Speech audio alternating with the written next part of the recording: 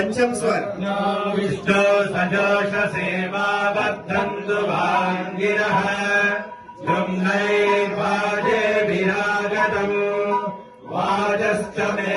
प्रसवश्च मे प्रगतिश्च मे प्रसिद्धिश्च मे दीदिश्च मे गदुश्च मे स्वरश्च मे श्लोकश्च मे श्रावश्च मे श्रुतिश्च मे ज्योतिश्च मे शुभश्च मे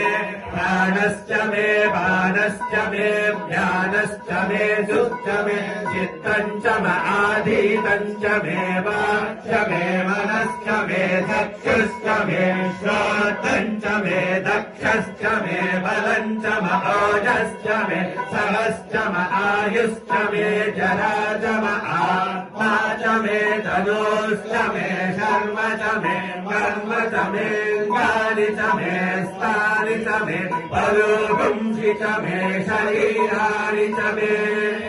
ज्यैष्ठ्यम् च म आधिपत्यम् च मे मन्युश्च मे वामश्च मे मश्च मे भश्च मे धेमा च मे महिमा च मे परिमा च मे परिमा च मे भस्मा च मे ध्वानुया च मे वृद्धम् च मे वृद्धिश्च मे सत्यम् च मे श्रद्धा च मे जगच्च मे धनम् च मे वशश्च मे कृषिश्च मे क्रीडा च मे बोधश्च मे जातम् च मे जनिष्यमाणम् च मे सूक्तम् च मे सुकृतम् च मे वित्तम् च मे वेद्यम्